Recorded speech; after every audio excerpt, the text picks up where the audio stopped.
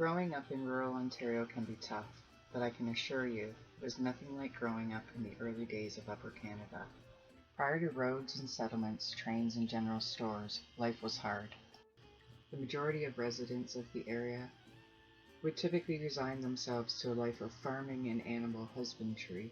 However, not all the residents of the village were destined to be farmers. This is the story of Cromarty. My name is Angie, and I'll be your host on this episode of Main Street, Canada, Cromarty Edition. Thank you for joining me as we journey through the past of small towns in Ontario and discover the main players in the events that took place before our time. Before we get started, please click the like and subscribe button, and we'll begin.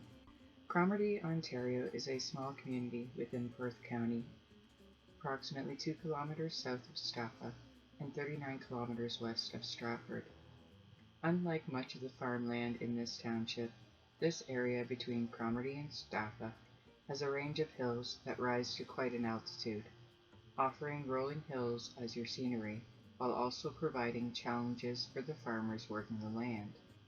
Still, cultivation of the soil is possible with care and skill, something that has been learned over generations.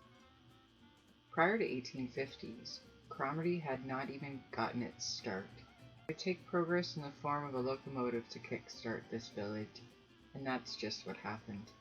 By 1844, the railway arrived to the area, bypassing what would become Cromarty, but requiring a gravel road be built through Cromarty, Staffa, and on to Dublin.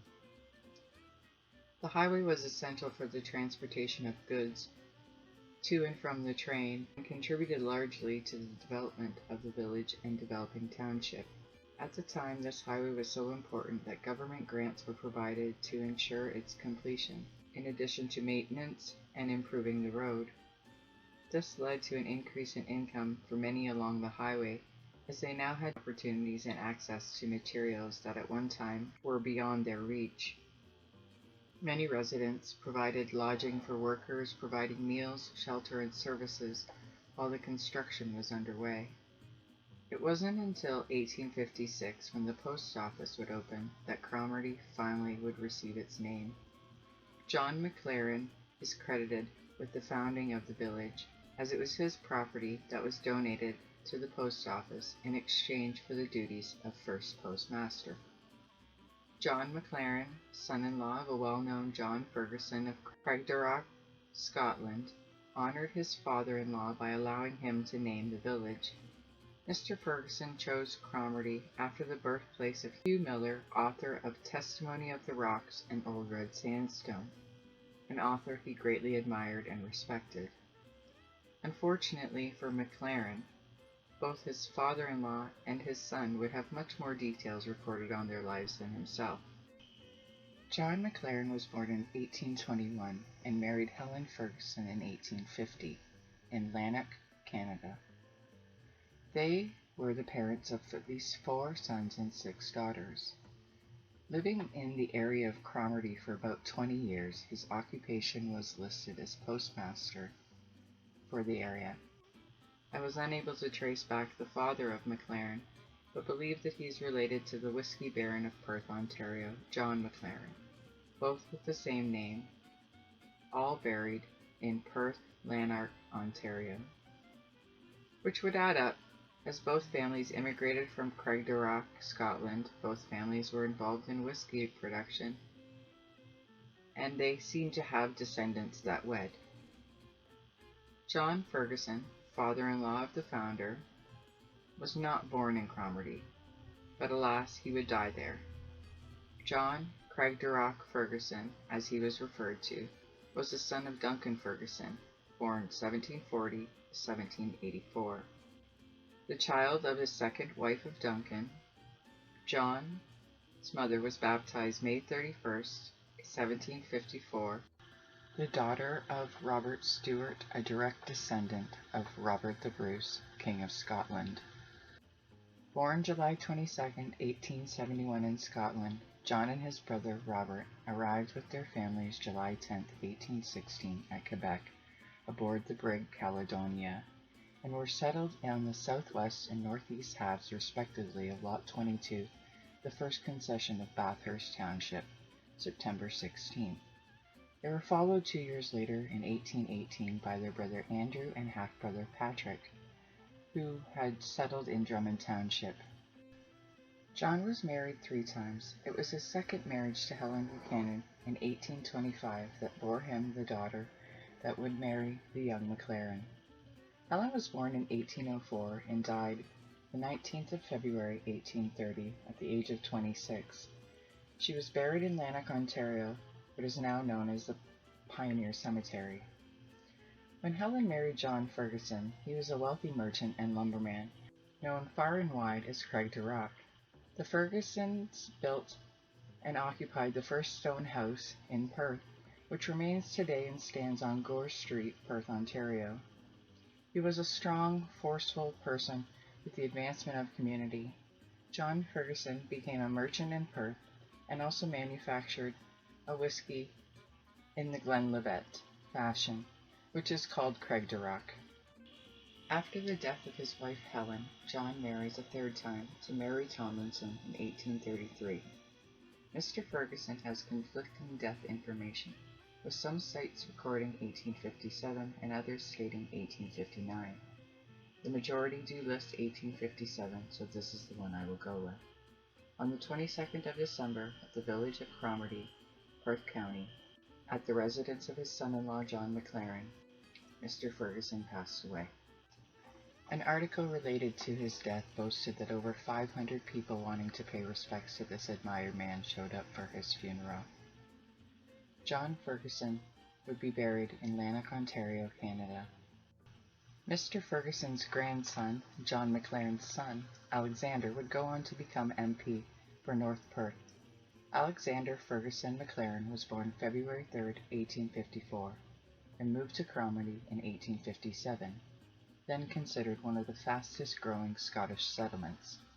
By 1867, he was introduced to cooperative dairying in Ontario. A cheese factory was established by George Hamilton of Cromarty. Alexander, at 17, relinquished his farm life and engaged with Mr. Hamilton as a pioneering dairyman to lead cheese-making.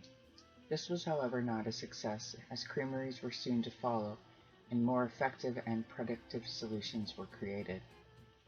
He remained there for only a short time, however. A co-worker, Thomas Ballantyne, had gradually worked his way up the ladder, not only as a manufacturer of cheese, but as one of the largest exporters to Western Canada. By 1877, Mr. Mclaren accepted a position with Mr. Ballantyne as the buyer, where he would work for 7 years.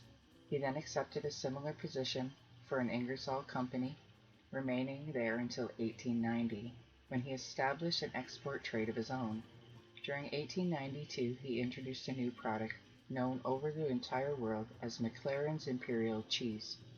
For distribution of this product, offices had been established in Toronto, New York, London, England, Chicago, Detroit, Mexico, China, Japan, and Africa. His success as a cheesemaker and his knowledge of cheeses led him to becoming a judge for the dairy products of all the great central exhibitions on the American continent.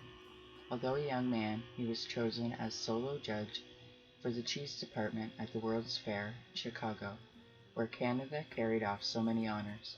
At the Pan American in Buffalo in 1901, he was also a sole judge, as he was in Canada's exhibition as well. By 1895, Mr. Mclaren started to take an interest in politics. During that year, he was nominated by the Conservative Party and elected to Parliament for the North Riding of Perth. In 1900s, he was again elected by an increased majority. Mr. Mclaren was a busy man at this time. Besides attending to his parliamentary duties, he was also the director of the Continental Life Insurance Company, the director of the Equity Fire Insurance Company, and the director of the National Cement Company.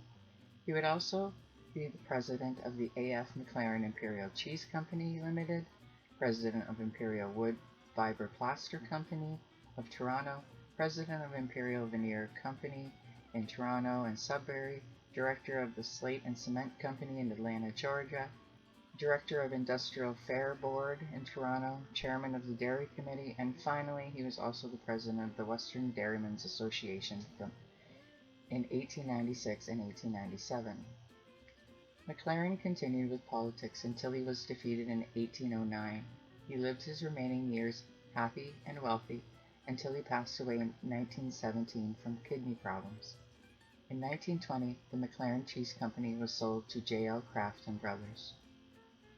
I never know when I start looking into these small towns what I'm going to uncover. I was pleasantly surprised by Cromarty and had no idea that one family's history had so much impact.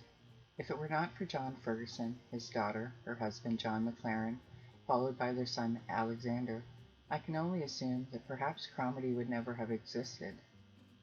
This concludes this episode of Main Streets Canada. I hope you enjoyed this walk down memory lane, and I invite you to subscribe to see where we end up next. Once again, thanks for spending the time with me. I look forward to seeing you on my next visit. In the meantime, have a great day.